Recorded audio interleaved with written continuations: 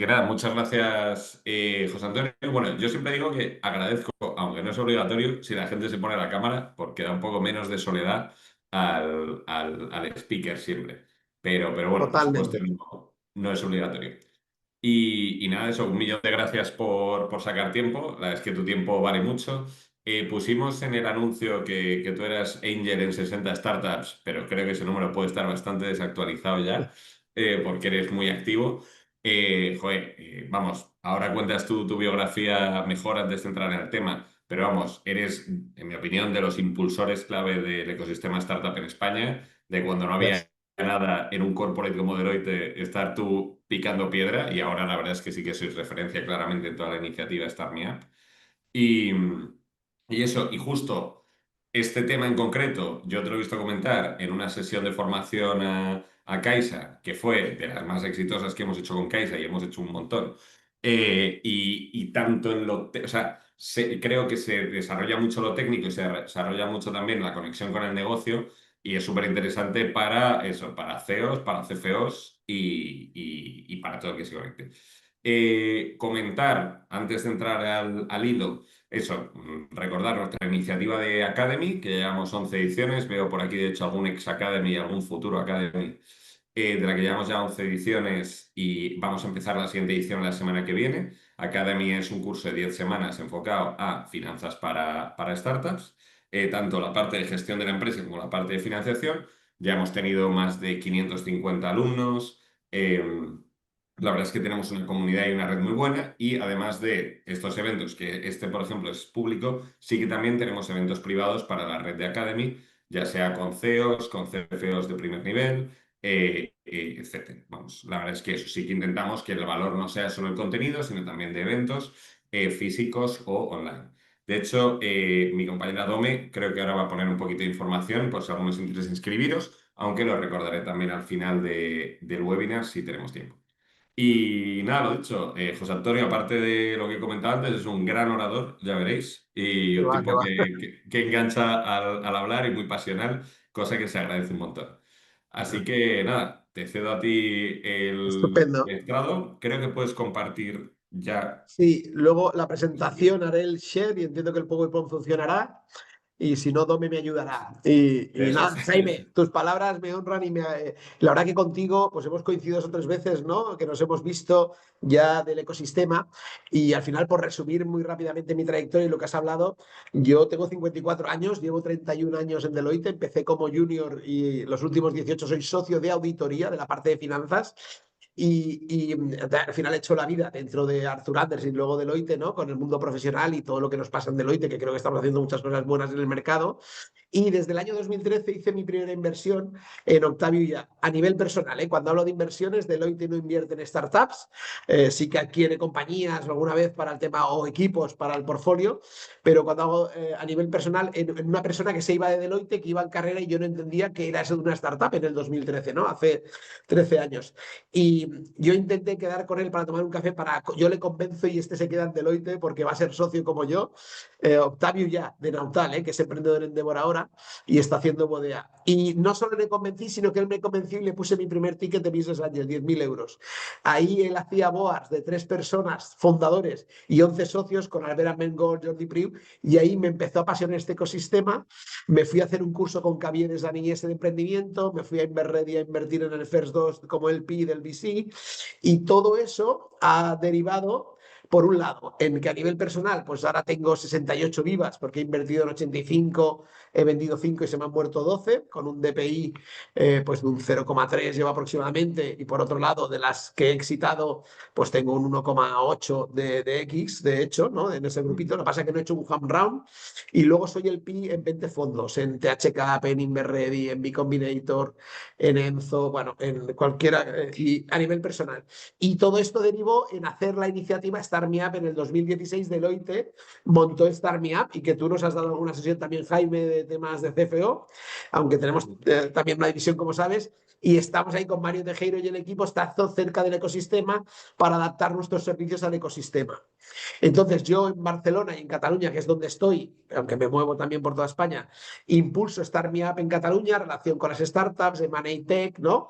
Y Y luego, como mi profesión es esa auditoría, pues yo he auditado y audito Wallapop, Softonic, Eura, Colvin, bueno, Globo es la más conocida, ¿no? Force Manager, que se ha vendido, de Open Networks. Bueno, pues intento también auditar y llevo auditando empresa familiar y reportings, pues esos 31 años, los últimos 18 como socio. Y la idea hoy con Jaime es explicaros un poco mi experiencia de lo que es la auditoría, el análisis de balance, la madurez de las organizaciones que buscan los Venture Capital, porque pensar todos los de aquí, no sé, los asistentes, qué experiencia tenéis o grado, pero lo que está claro que la auditoría parece a veces un requisito que hay que pasar, ¿no? Que es obligatorio, pero toda compañía que va cogiendo una solvencia necesita la auditoría y un Venture Capital cuando invierte, según qué tesis ya y qué inversiones, aunque no esté obligada la compañía auditada, va a pedir una auditoría, ¿no? Entonces, ¿por qué la pide la auditoría? ¿Por qué os hacen gastar ese dinero a las startups, ¿no? Porque es una forma de que un tercero independiente vele, porque esa información financiera que saldrá de los sistemas de información de la startup es fidedigna y de alguna forma se verifica, ¿de acuerdo? Como ex Deloitte tengo la foto en el mismo pasillo. Bueno, Sergio Valls, muy bien.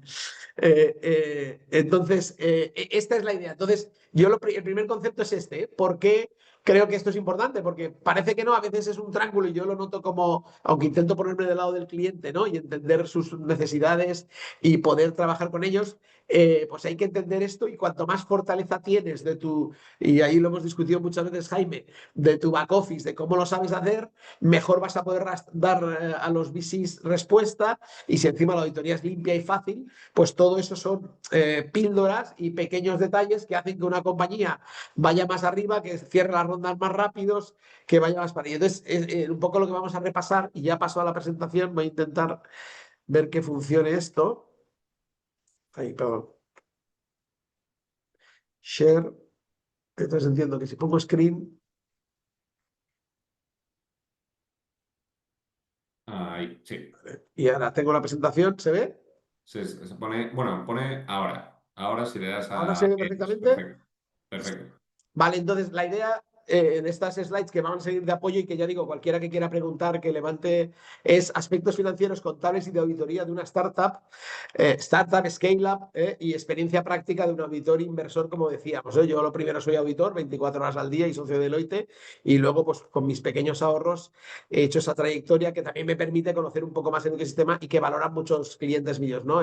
El año pasado gané la auditoría de TravelPerk, bueno, que está en otro estadio, muy interesante. Y entonces la idea es eso. Entonces vamos a hacer estos bloques, que por un lado es el marco conceptual, que yo creo que iré muy rápido, porque si todos sois del mundo, pues entendéis muy bien de lo que estamos hablando y los diferentes estadios de una startup. Luego hablaré, porque es muy importante, del gobierno corporativo en una startup y del proceso de auditoría. Aprovecharé para explicaros, esto de la auditoría no es contrato a un auditor y ya está, ya me hará la auditoría, no, es un matrimonio que tienes que hacer con el departamento financiero y con toda la entidad para poder llegar a poder fuera tu informe por todo un proceso que haces de auditoría.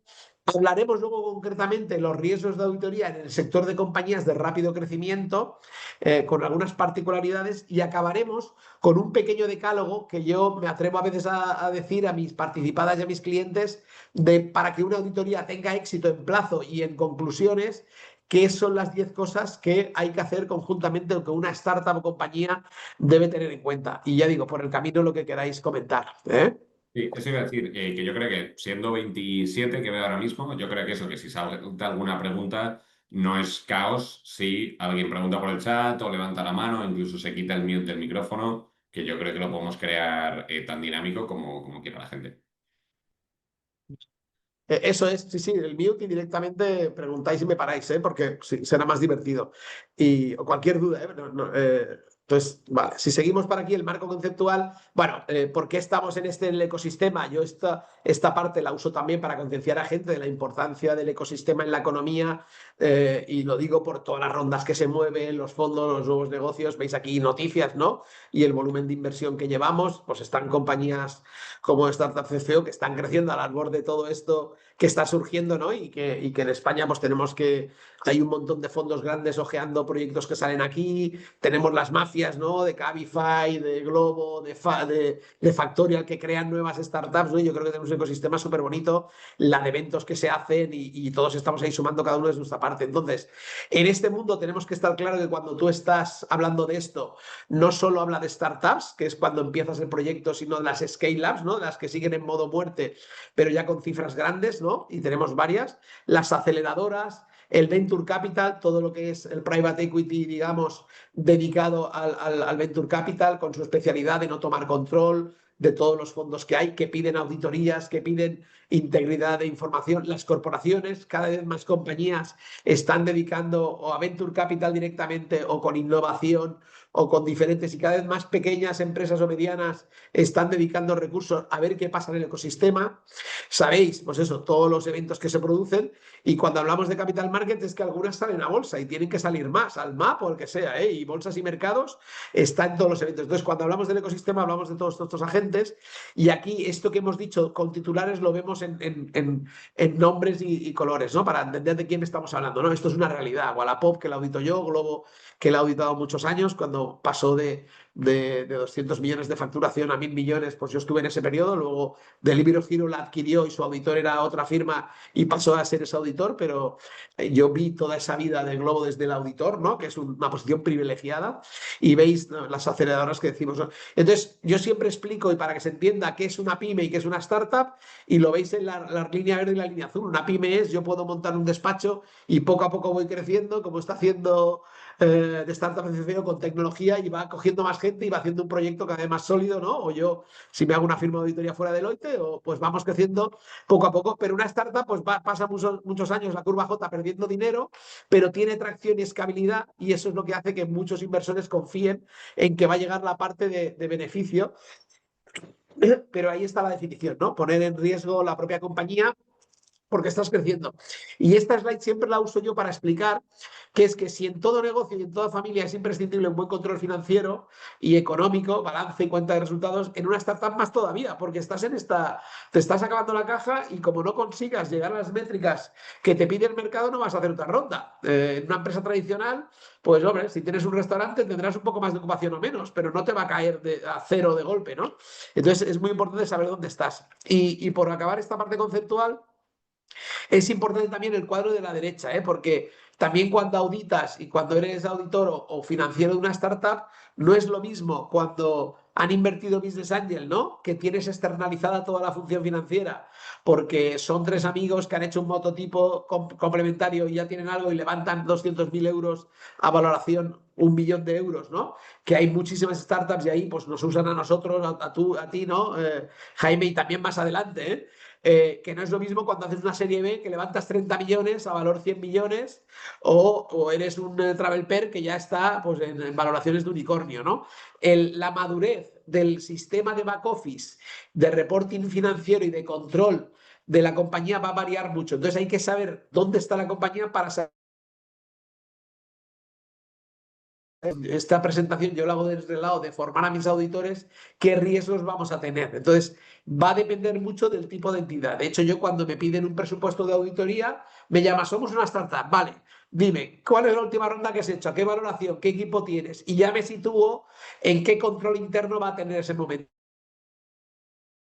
Y aquí os lo digo porque yo he estado haciendo auditorías de compañías ya con fondos dentro, pero con equipos reducidos, que claro, cuando viene alguien a comprarlas, le dicen que quieren hablar con el auditor, y aprovecho para decir la anécdota porque quieren entender qué segregación de funciones tiene la startup. Y digo, pero a ver, si aquí está el CEO, 10 equipos de técnicos y 2 vendiendo, y el financiero part-time, pues ¿qué segregación va a haber? Pues no hay típico de controles de que uno es el que autoriza el pago y otro paga, pero lo van pidiendo cuando haces un exit, ¿no? Entonces eso hay que prepararlo, ¿no? Igual que me piden mucho. Muy bien, hemos revisado todos los management accounts, toda la información de gestión, el GMV, las métricas al dedillo, y cómo concilia eso con el balance y la cuenta de resultados auditada. y te piden la conciliación de management accounts, del GMV, del revenue que tienes por el negocio y muchas veces emprendedores, ostras, pues aquí el criterio contable es distinto, pues eso hay que tenerlo conciliado porque te lo va a pedir un fondo serio que va a invertir, ¿eh? Doy así un par de tips ya en esta primera parte que hemos dicho. Entonces, es muy importante saber dónde está la entidad y qué recursos ha tenido para saber la madurez de lo que veremos del back office, ¿eh? Y veis aquí las causas de fracaso, bueno, pues eso ya sabéis lo que dicen, ¿no? Al final lo veis aquí, empiezan 5.000 startups y acaban 30 haciendo ronda C, ¿no? En el mercado muchas veces se escuchan solo las rondas C o las grandes, pero pues hay un elenco de entidades que están aquí. Y hay muchas también que son bootstrapping y no hacen rondas, ¿eh? Que son las más también interesantes a veces. Pero este cuadro de la izquierda te ayuda a entender en función de la dimensión de la entidad y las rondas y la valoración pre-money que tiene, qué tipo de entidad puede ser o qué control, ¿eh? ¿Vale? Dicho esto, ¿cómo funciona esto? Pues sabéis que una compañía de alto crecimiento, como una startup, pues primero se fondea por los Friends, Families and Friends, por la familia, luego ya empiezan a venir las entidades públicas en ISA que ayudan también, o crowdfunding, los business angels, entramos aquí cuando ya hay métricas y equipos dedicados, ¿no? Y ya luego, si tiran bien, el Venture Capital es el que empieza a poner dinero. Yo sé, como digo, de mi portfolio, pues tengo diferentes maduraciones, todas las que he invertido en estos 13 años, que parecen muchas, pero al final he hecho 10 por años, pues unas ya han hecho rondas Cs con fondos muy potentes, que es la forma de decir, hombre, pues parece que acerté cuando invertí, porque están haciendo el track record esperado, ¿no? Y luego se espera pues que alguien te adquiera y private equity comprando compañías. Yo la primera que vendí fue la primera que invertí, Nautal de Octavio Ya, que la compró Permira, un fondo private equity para hacer un gran player del marketplace del tema de barcos, ¿no? Entonces, private equity es un éxito, una posibilidad y la bolsa también, aunque no hay tantas. Y ya sabéis que este es un negocio no solo de invertir, sino de tener éxito, ¿no? Que es lo que cuesta, pero que es lo interesante, ¿vale? Pues dicho este marco, no sé si aquí hay alguna pregunta, algún aspecto. Vale, pues entonces seguiríamos. Y aquí, antes de abordar, me gusta introducir este capítulo que parece muy el gobierno corporativo, ¿no? ¿Qué significa el management, el gobierno, cómo queremos llevar la startup, ¿no? Pero aquí, fijar la mentalidad del fundador, ¿no? Disciplina financiera. O sea, yo soy un creído de que los números son un subproducto de toda una realidad de empresa, pero los números te van a marcar cómo es esa realidad. Y yo siempre digo que para auditar el balance y la cuenta de resultados y las cuentas anuales, que son el residuo, el subproducto de toda una entidad, hay que entender cómo es la entidad, qué sistemas de información tiene, qué propuesta de valor, qué marco regulatorio, cómo capta la información financiera, qué propuesta de valor hace el mercado. Entonces, al final el auditor siempre digo yo que es un pequeño director general porque tiene que saber un poco de todo y mucho de contabilidad y de presentación de cuentas, pero para tener números es muy importante que entender todo lo demás. Entonces, cuando hablamos de gobierno corporativo es todo aquel sistema que en función de la madurez y el modelo te permite hacer potente una compañía y que luego pueda escalar y crecer. Y eso es distinto cuando tienes 10 empleados que cuando tienes 1.000, pero pues cuando Globo pues empezó con 40 empleados que empecé yo a auditarlo y ahora tiene 3.000 empleados, ha tenido que cambiar y los procesos han tenido que adaptar y el gobierno a esa estructura. Entonces es muy importante lo que dice aquí, ¿no? La integridad, la cultura, la disciplina financiera, la transferencia con inversores, la mentalidad del inversor va a exigir, bueno, pues tú le vas a dar información, pero tiene que tener visión a largo plazo. Le va a gustar ver que hay gobernanza, que los números son íntegros, que lo que se dice está bien fundamentado. Y luego, en cuanto a la junta directiva o el consejo de administración, cuando haga falta el órgano de gobierno, pues cómo funciona, qué competencia tiene, qué te va a aportar, ¿no?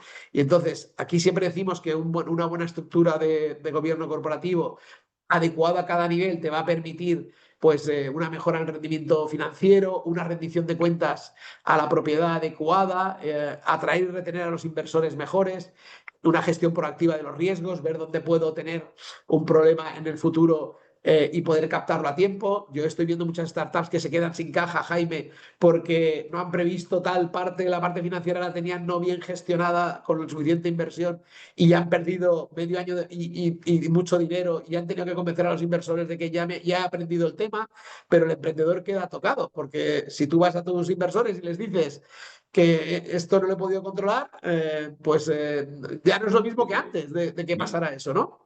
Nosotros, vamos, yo siempre digo lo de que somos, en Finance somos el portero, es decir, no vamos a ganar el partido jamás, un producto de mierda por tener un Finance fantástico no va a ningún lado, pero lo podemos perder. O sea, cualquier cosa de esta, o sea, mantener una estructura de empresa pequeña cuando uno crece estalla y no ir al día y arrastrar errores del pasado y no revisar y tal, estalla rápidamente. Sí, sí. Y luego, por último, hablamos de la reputación, el valor de marca, ¿no? El saber trabajar es importante para construir un gran proyecto, ¿no? Y aquí venimos a decir que todo este de gobierno corporativo, buenas prácticas y de reporte financiero va a depender de la fase donde estés, ¿no? La fase inicial o la evolución de la startup o cuando está ya en crecimiento o va ya modelo pre-OPV o ya una compañía madura, ¿eh? Y vuelvo al ejemplo de Globo cuando ya la empecé a auditar, pues de 50 empleados a 3.000 empleados en el back office y en el negocio, pues cambiaron todo y tienen que adaptar cosas de las compañías tradicionales que llevamos toda la vida haciendo negocios y que tenemos 12.000 empleados como Deloitte ahora, ¿no? Y hace 11 años éramos 3.000, pues algo habremos hecho bien para poder incrementar toda esa capacidad, ¿no? Y aquí lo que viene a decir y os vengo a presentar es un poco que todas estas estructuras habrá que ir adaptándolas a cada momento de la compañía, que es lo que os presento aquí, ¿no? En la fase inicial habrá que ver si hay un órgano de administración, cuando ya viene un VC o alguien te invierte, pues ya sea como un observer o como algo, hay una disciplina. Los pactos de socios, aunque tengas pequeños business angels, siempre se habla del derecho de información, pues cada 3 meses tiene información y eso se agradece mucho como inversores, ¿no? Y eso es una disciplina para la parte de finanzas de la startup, la lleve el emprendedor o la lleve fuera, hay que poder reportar, ¿no? Y ya cuando empiezan a entrar VCs va a venir la auditoría externa. Cuando ya creces y la compañía se va consolidando, van a empezar todos los aspectos, ¿no? A ampliar la función del Consejo de Administración, puede haber independientes, los sistemas de información, pues ya un SAP o lo que sea, o un Business Central, ya comienzan a tener más importancia. ¿Cómo integras? Mi experiencia también en startups es que dejas mucha libertad a los departamentos para que vayan rápido, pero cada uno empieza a contratar todos los softwares que quiere y luego tienen un problema de integridad de datos y de cómo mostrar, bueno, todo integrado, ¿no? Porque deja mucha libertad de acción, comparando con las compañías más tradicionales, corporates, que el legacy, los sistemas son más cerrados, cuesta meter nuevos softwares, ¿no? Pero hay que tener cuidado entre una cosa y la otra, ¿eh? Porque cuando integras o contratas muchas cosas para hacerte fácil cada equipo, luego tiene que haber una unidad de datos, ¿no? Aquí ya empiezas con el secretariado y programas de denuncias y ya cuando vas creciendo, pues ya entra la siguiente fase, ¿no? Que ya empieza a haber pues grupos de auditoría interna y auditoría externa, tenéis talento y compensación y ya llegando al último paso, pues tenemos la parte del Consejo de Administración y comités complementarios, ¿no? Esto sería una parte de gobierno corporativo. Y por último, para acabar este módulo, tenemos aquí un poco como yo pinto a mis equipos, el tema de ver auditar startups, ¿no? Entonces, es muy importante, y empiezo por arriba, las métricas de negocio, el business plan, porque al final tú has vendido a tus inversores un crecimiento, una ganancia de usuarios, unas aperturas de tiendas que se tienen que producir. Entonces, normalmente aparte de la información financiera, de sumas y saldos, de registros contables, la cuenta de PL, va a ser muy importante entender contra presupuesto y contra la proyección qué habilidad tienen de controlar su negocio. Por lo que os decía antes de que se va a acabar el dinero de la ronda y o accedes a la siguiente ronda o tendrás un problema de going concern, de continuidad, de principio de empresa en funcionamiento, que luego lo abordaremos, que es que el auditor tiene que, además de firmar de que el balance y la cuenta de resultados expresan la imagen fiel, de acuerdo con los criterios contables, el auditor tiene que opinar si la compañía va a durar durante al menos 12 meses en función de su situación económica, financiera y también de negocio, ¿no? Entonces, todo eso va a ser muy importante. Lo que os decía en el centro, entender el desarrollo no es lo mismo una startup que acaba de levantar la primera ronda VC de la que está ya en Series B, Series C, ¿no? Cuando más abajo estás, importancia de los asesores, de tener buenos asesores a la hora de cuando tú vas a hacer la auditoría, entender que van a tener un buen control o está bien hecho, ¿no? ¿Qué expertise, qué involucración tiene? Si tienen delegada todo el tema financiero y viene una persona 2 veces a la semana para captar todos los procesos, cómo está externalizada la nómina, todo eso lo tendremos que tener en cuenta para ver cómo está el control interno, que lo veis aquí abajo, ¿no? Control interno en vías de desarrollo. Normalmente, cuanto más pequeña o de dimensiones la compañía, menos proceso contable tiene y áreas de segregación de funciones, pero cuando va creciendo lo va a tener que ir implantando, igual que muchas veces acaban internalizando la función financiera, que yo siempre recomiendo que se haga en fases más avanzadas, no al inicio, ¿no? Al inicio puedes tener pues a externos muy potentes como Jaime o como lo que hacemos nosotros, ¿no?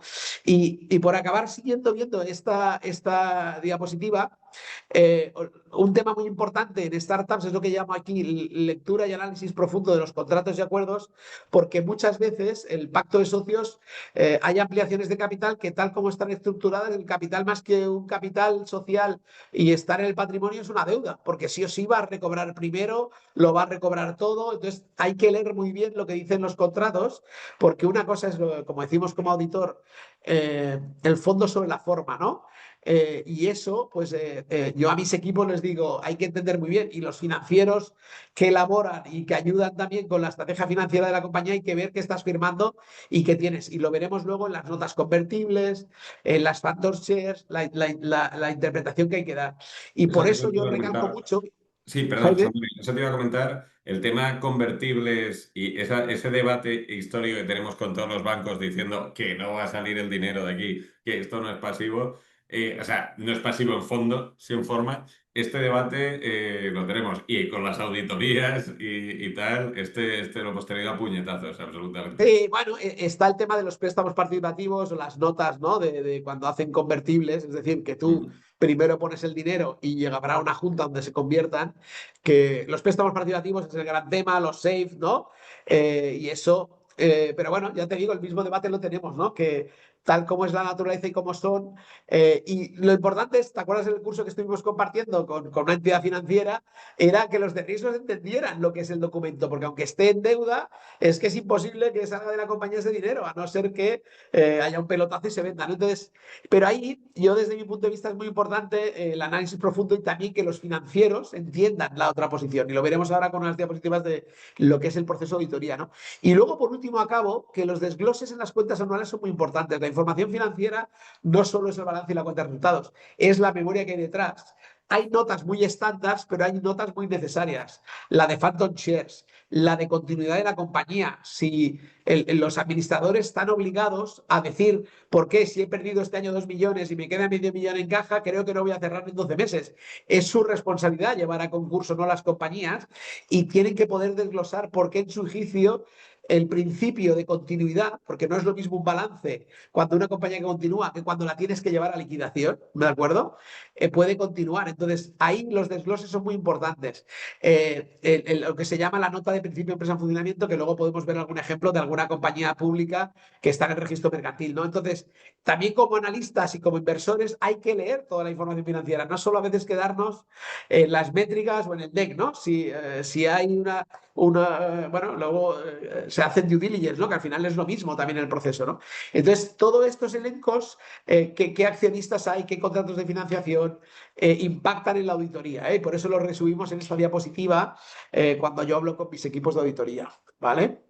Y con todo esto llegamos a lo que es una auditoría, que seguramente todo lo habéis sufrido y lo vamos a hacer en 3 diapositivas, ¿eh? Pero al final, y yo me sufro mucho con mis clientes de que esto de la auditoría es un matrimonio, o sea, yo puedo poner el mejor equipo, si llevo a mi equipo al cliente, pero no tengo los sumas y saldos, no tengo cuadrado el detalle de cliente, no puedo circularizar las cartas, no puedo entender su proceso de autorización porque no me lo explican.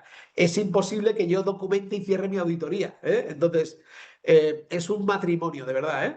Y aquí lo que va a haber es, siempre hay actividades previas, que ahora os enseñaré. Luego, una vez que ya me has contratado como auditor, yo tendré que planificar, entendiendo tus riesgos, entendiendo tu información financiera, ejecutaré el plan de auditoría, te pediré unos soportes, haré unos análisis y unos contrastes y luego tendré mis conclusiones, ¿no? Entonces, todo esto se hace gestionando el encargo, la calidad de auditoría, tenemos un regulador. Pensáis que muchas veces el auditor, nosotros somos dependientes del registro oficial de auditores, que depende del Ministerio de Hacienda, que nos inspecciona y nos revisa auditorías de vez en cuando, y te puede decir que no está bien adecuada tu auditoría. Es decir, para yo firmar un informe de 3 páginas, tengo que hacer todo un soporte que cualquiera que venga y revise después llegue a la misma conclusión en cada área, ¿no? En tesorería, en clientes, en el capital, en los desgloses de cuentas.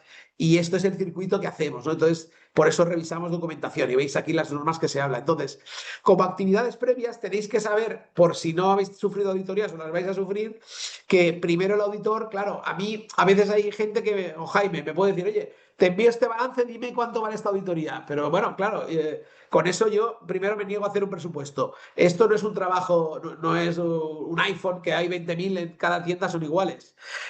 Oye, dime la compañía, ¿en qué sector está? ¿Qué negocio está trabajando? ¿Qué cap table tiene? ¿Qué propietarios? Porque puede haber temas de independencia o conflictos que yo no puedo auditar porque he trabajado para ese accionista haciéndole consultoría. ¿Qué procesos tienes? ¿Cómo capturas la información? ¿Qué criterios contables tienes? Muchos SaaS registran las ventas cuando cobran del cliente y pagan una vez al año para 12 meses. Eso no es un criterio aceptable.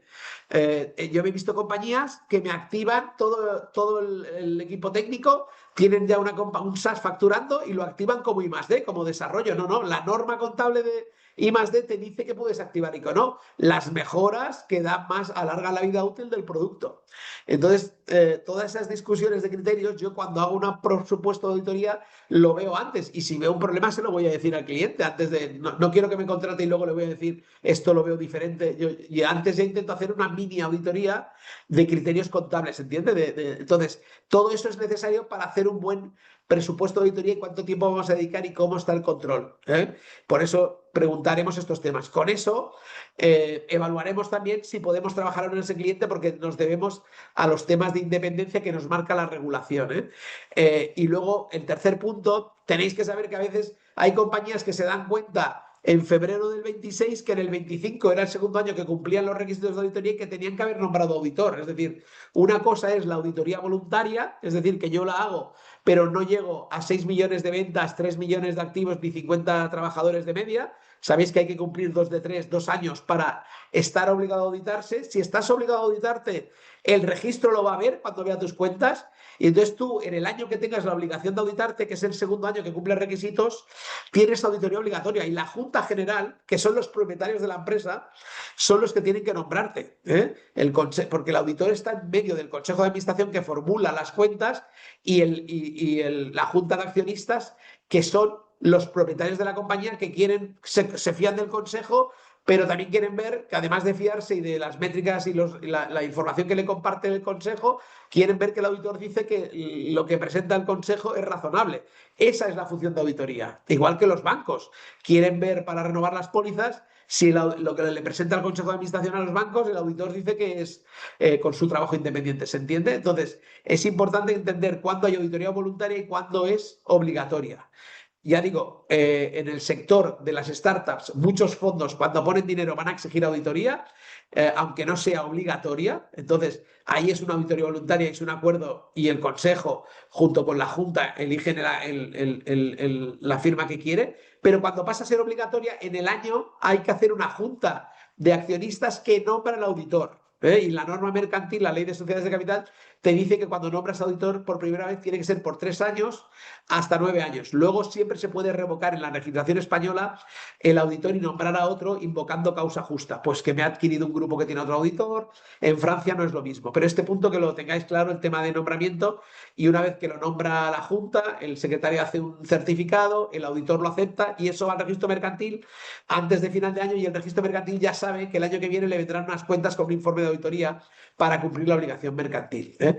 Que aquí tenemos la parte el auditor que acepta y se registra en el mercantil, y luego el auditor debe formalizar una carta de cargo que está establecida, las responsabilidades, las típicas cartas de trabajo, ¿vale? Esto como actividad previa. Luego lo que vamos a hacer como auditores, y lo resumo en 2 slides, es obtener información, aplicar juicio provisional, y ya digo, y obtener información es entender cosas cualitativas y también cuantitativas. Luego habrá que pedir el listado de clientes y circularizar. o ver la morosidad, o ver el aging de por qué es antiguo, probar que el aging es correcto. Yo he tenido clientes que me han intentado engañar refinanciando deuda y me decían que no estaba vencida. Yo siempre comparo el saldo de clientes con el saldo de ventas. Si un cliente me debe 800.000 euros y el último año le he vendido 100.000 euros, es imposible que ese saldo sea del año, aunque en el aging me lo pongan y que no está vencido, ¿se entiende o no?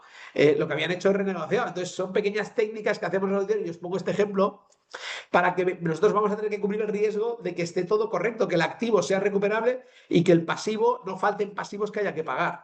Entonces, pediremos información, compararemos la información y aplicaremos juicio profesional, y con eso podremos comprender los resultados de la auditoría de la entidad, por qué ha bajado los márgenes, por qué esto, pensar que cada vez estamos metiendo más tecnología. Yo tengo equipos que auditamos compañías que tienen SAP, que ya pedimos un SAP, un usuario SAP, y nos metemos dentro del usuario y digamos, en modo consulta, y ya sacamos toda la contabilidad, hacemos pruebas masivas de datos que antes no era posible, buscando los outliers. Si podemos tener una compañía que me da todos los márgenes de sus ventas, yo me voy a focalizar en las que no tengan los márgenes normales. ¿Quién ha autorizado esa venta a un margen que no es dentro de lo estipulado, ¿no? La auditoría también va evaluando para ver, buscando que se presente la imagen fiel.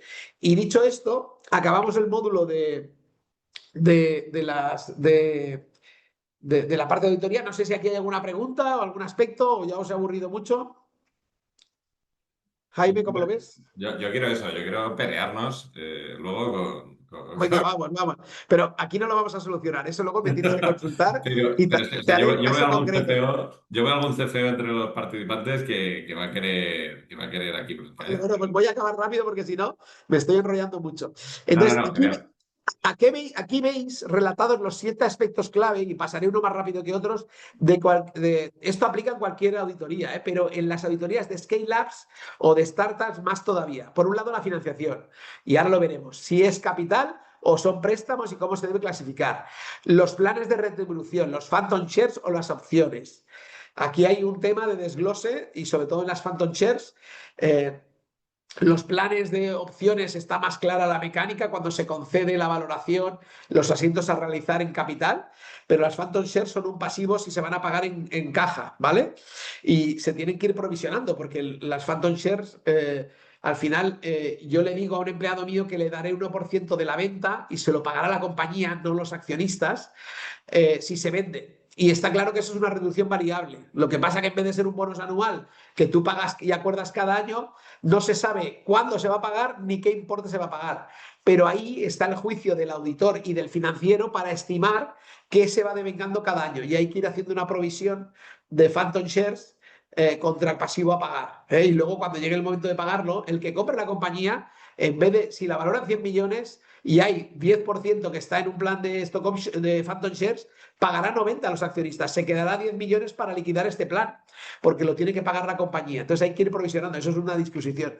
Luego hablaremos de la empresa en principio de funcionamiento, todo lo que es la continuidad. El auditor de una startup te va a pedir 12 meses para adelante el presupuesto de tesorería, el plan de negocio. Si hay fuentes de financiación críticas a obtener y no se han obtenido, será una alarma roja, porque si no llega a esa ronda, la compañía no va a continuar, y el auditor tiene que asegurar que en 12 meses la compañía continúa. Yo he auditado muchos años Globo, y cada año en abril, cuando yo iba a emitir el informe, llegaba Edu y me decía: mira, tengo 200 millones más que acaban de entrar en abril del año siguiente al que yo estaba auditando. Digo, vale, pues ya esto lo explicamos en las cuentas y adelante. ¿Se entiende o no? Y me ha pasado en otros modelos que, oye, pues iban a financiar, pero no llega la financiación. Si quieres el informe, yo tengo que poner que está pendiente que entre el dinero, si no la compañía no va a continuar. ¿Se entiende o no? Luego hablamos de los créditos fiscales. Cuando una compañía nunca ha ganado dinero, no te puedes apuntar los créditos fiscales contablemente. Fiscalmente no caducan nunca, lo tienes en la declaración del IS, pero no te puedes poner el activo de impuesto diferido. Solo cuando empiezas a ganar dinero y a tributar, puedes apuntarte en los créditos fiscales. Y fijaros que a veces hay compañías que valen una millonada y no han ganado nunca dinero.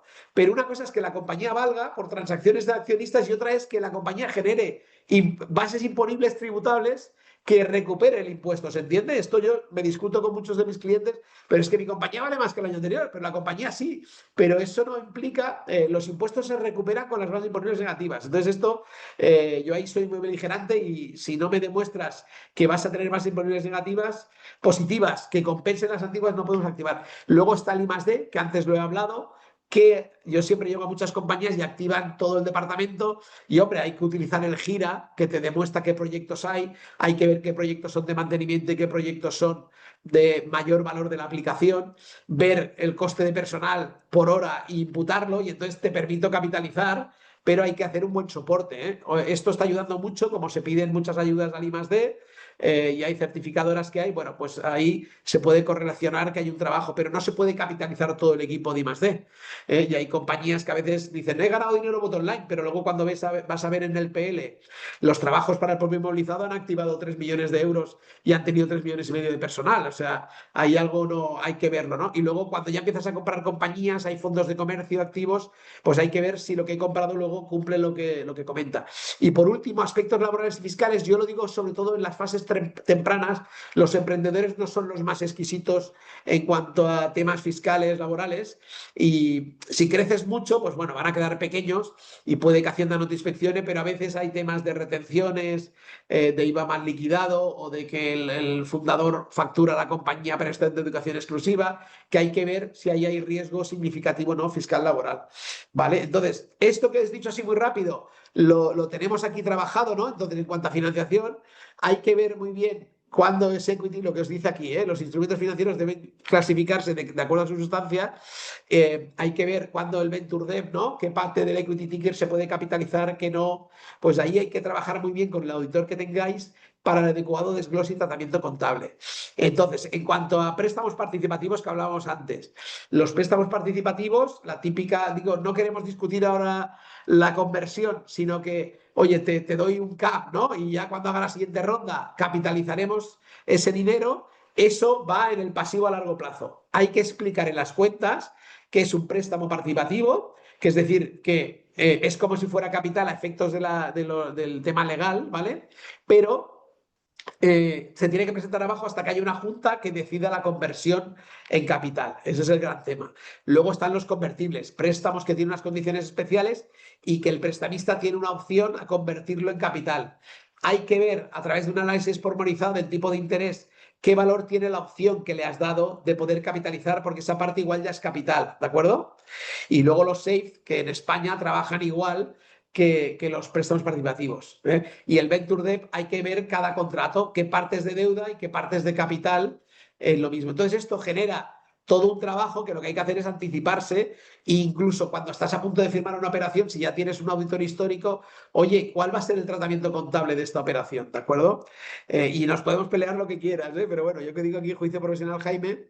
Y lo que os decía luego de los planes de retribución, ¿eh? Phantom Shares, aquí lo importante es saber cómo se va a liquidar el plan que hay detrás. Por un lado es, cuando hay opciones sobre acciones, te van a dar acciones, por lo tanto, la contabilización va a ser gasto de personal o si hay advice o otros gastos de explotación a patrimonio.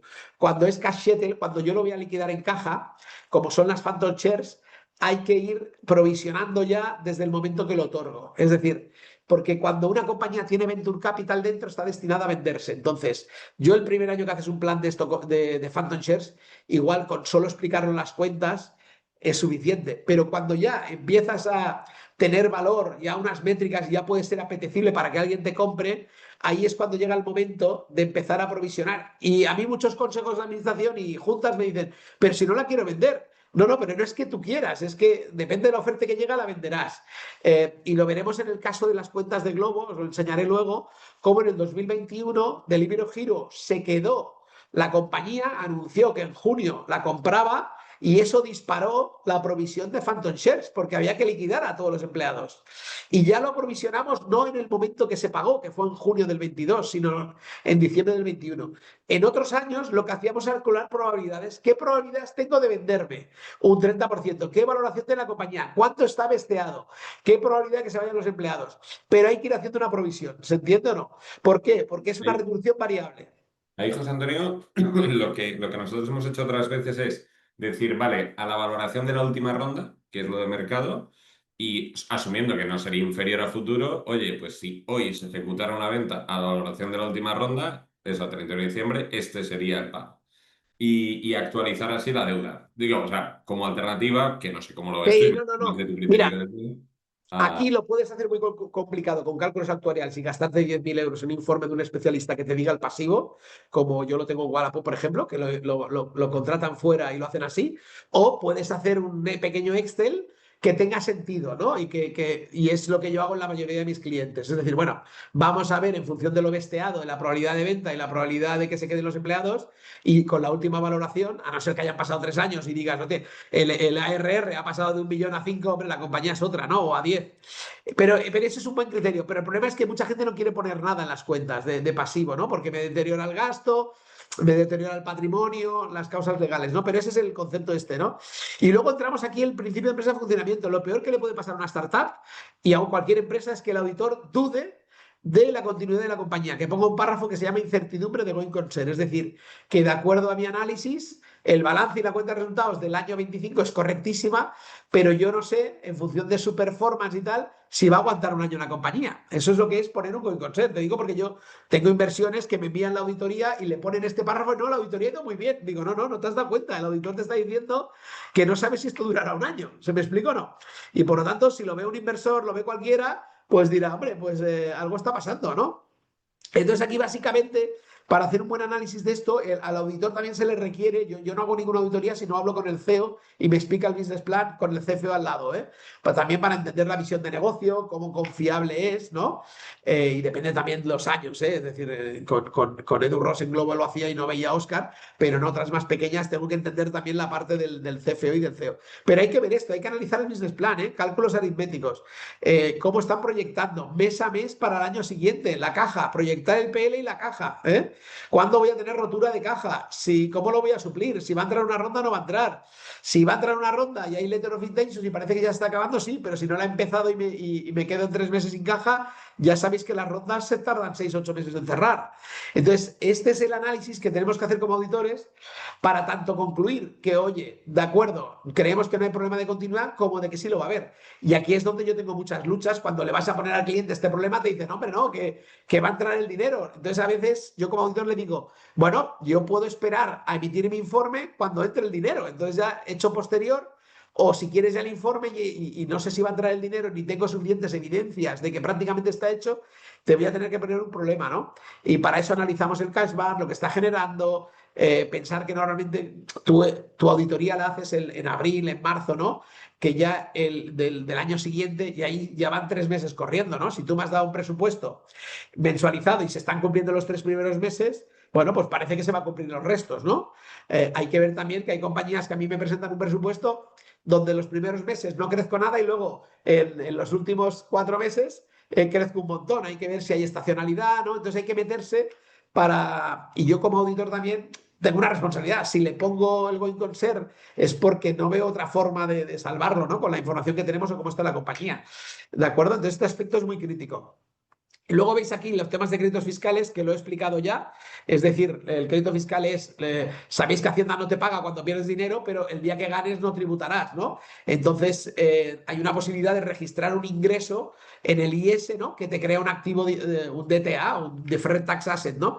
Pero esto, si nunca has ganado dinero, no se puede poner, ¿eh? Y es una diferencia en PGC, en plan contable, que es donde estamos. En IFRS te deja un poco más. Y yo siempre por contra, lo que pasa es una compañía que nunca ha ganado, cuando empieza a ganar dinero, pues hay que ver si eso es sostenible y entonces sí que se puede activar todo el crédito fiscal de golpe. Lo que hablábamos del I+D, os he hablado del Gira, que es el software que usan la mayoría para evaluar dónde está su equipo técnico, pues de ahí podemos inferir qué parte es capitalizable porque están creando un software que va más allá del mantenimiento del día a día, ¿no? Pero no todo es activable directamente. Y luego lo que os decía de fondos de comercio y activos laborales. No sé si aquí hay algún aspecto más o de controversia que se nos está echando el tiempo encima. Jaime.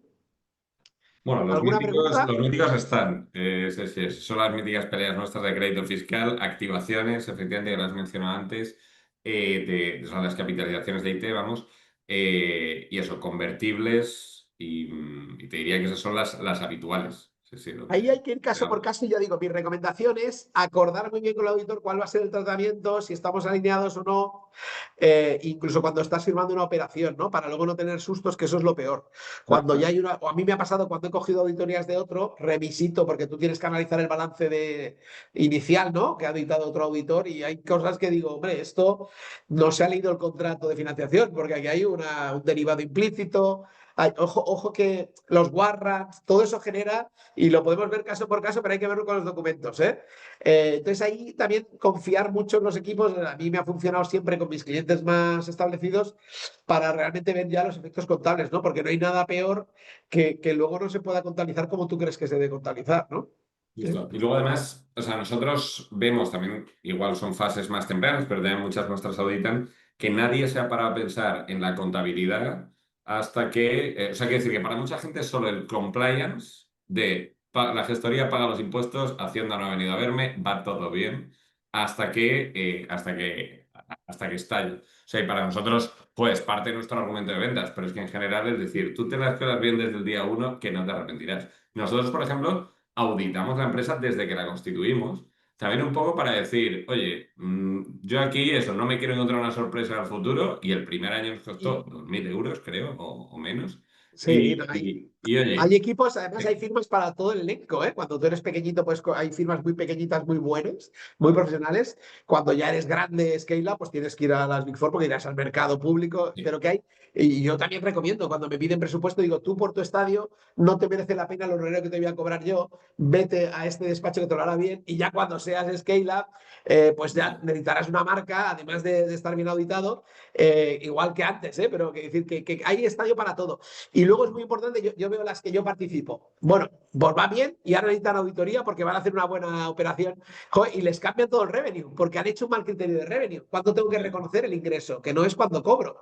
En contratos complejos, en licencias que son de bueno, uso de hecho, indeterminado. una situación bastante habitual, que seguro que hay alguno en el público que lo ha visto, es venir de no periodificar los ingresos a Claro, pasar a periodificarlos, porque entonces el efecto que se da es una caída de ingresos casi siempre. Y eso entonces pone es. el grito del cielo. Esta conversación la he tenido 1000 veces y te dicen, no, no quiero hacerlo yo. A ver, esto va a acabar que, teniendo que hacerlo.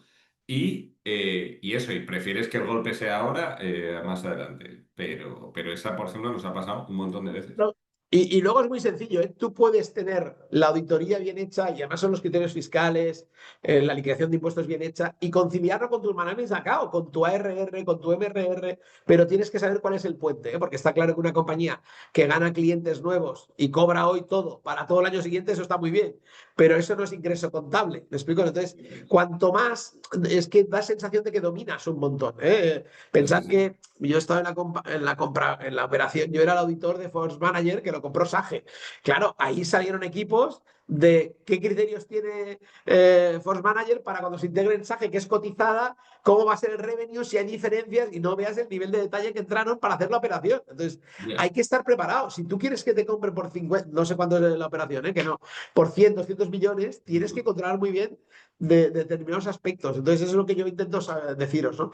Y ya un poco, que podemos alargar un poco más, pero el decálogo que os hablo para una buena auditoría y relación, ya digo, es muy importante lo que llamo aquí planificación conjunta. O sea, yo no entiendo una auditoría sin ir a sentarme con el financiero y casi sin el balance, pedirle qué procesos contables tiene, cómo cierra, qué tareas hace. Yo si te auditara a ti alguna, pues estaría lo mismo, Jaime, ¿no? Para un calendario, ¿cuándo me darás qué? Cuando entiendan que voy a pedir, o sea, anticipación, ¿veis? Estas son las tres palabras clave para cumplir deadline. Si no, siempre me falta algo, me pasa a muchos clientes, no, es que no me has dicho todo lo pendiente. Yo a los equipos los tenemos entrenados para que exijan y tengan un control de los pendientes que necesitamos para que nunca esté la pelota en nuestro bando, ¿no?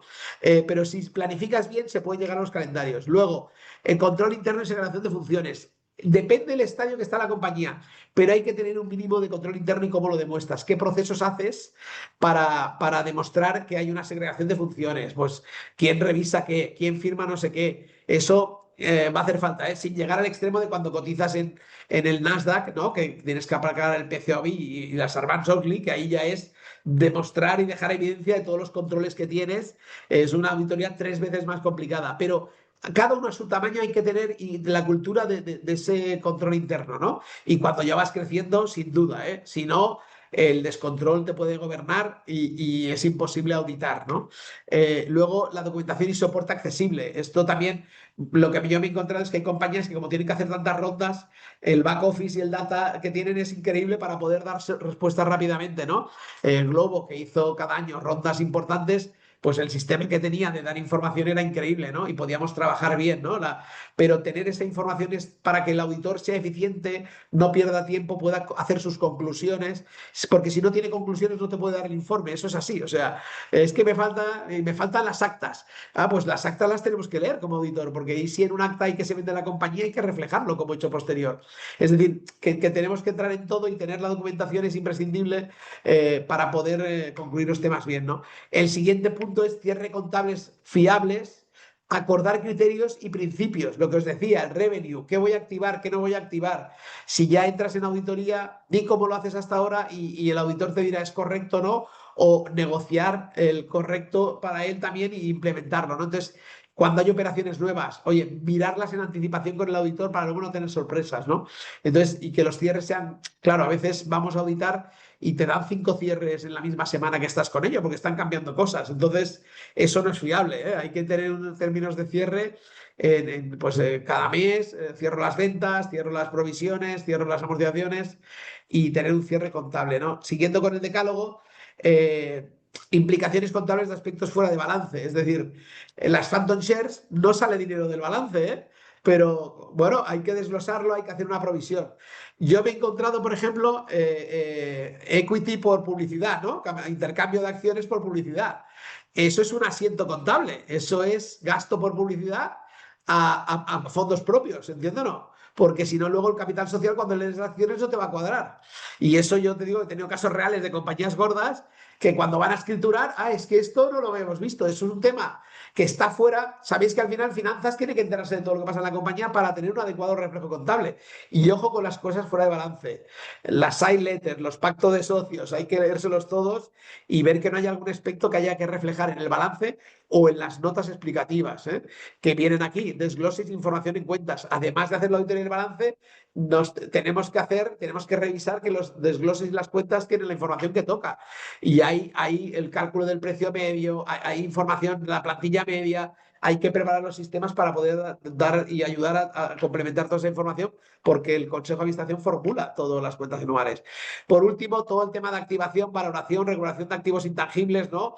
Un software que resulta que ahora pivotamos y he gastado 2 millones en una plataforma y ahora voy a hacer otra. Pues normalmente los clientes dicen, no, pero ya que he hecho eso me ha servido para hacer la siguiente, pero ojo, porque igual hay una parte que ya no vale de lo que ha activado, ¿no? Entonces aquí hay discusiones que también como financieros hay que tú tener y tener con tu CEO y con tu equipo, ¿no?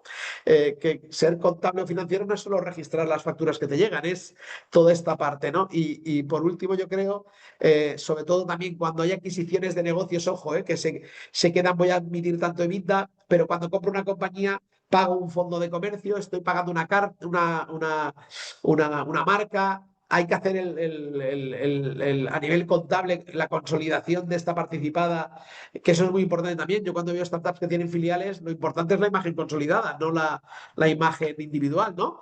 Y hay que hacer toda la contabilización de cuando adquieres una compañía, de identificar el Purchase Price Allocation, el PPA, ¿no? El plan de tesorería y el business plan y el principio de empresa de funcionamiento que lo he comentado en detalle. Y por último, la conciliación clara entre las cuentas anuales, las declaraciones fiscales y las management accounts. De verdad que eso, varios fondos en rondas gordas me han pedido explicar cómo concilia esto, porque está muy bien, se creen el management, se enamoran del equipo directivo y de la compañía y del modelo y de las métricas y del management accounts, pero luego van a pedir, vale, pero ¿y cómo cuadra esto con lo que está diciendo el auditor? Entonces eso hay que tenerlo atado. Yo tengo varios ejemplos de que no lo han tenido atado y a partir de ahora lo llevan a tobre, ¿no? Igual que por último, hay que cuidar mucho el PL en las startups, pero el balance también, que al final por el balance quedan guarrerías que cuando las regularizas no te da sensación de control. Y hasta aquí un poco la sesión así en una hora, con estos distintos 4 bloques y con diferentes tips. Vamos, no sé si hay alguna pregunta, algún aspecto. Venga, un poco de pelea. Yo quiero ver. Sí.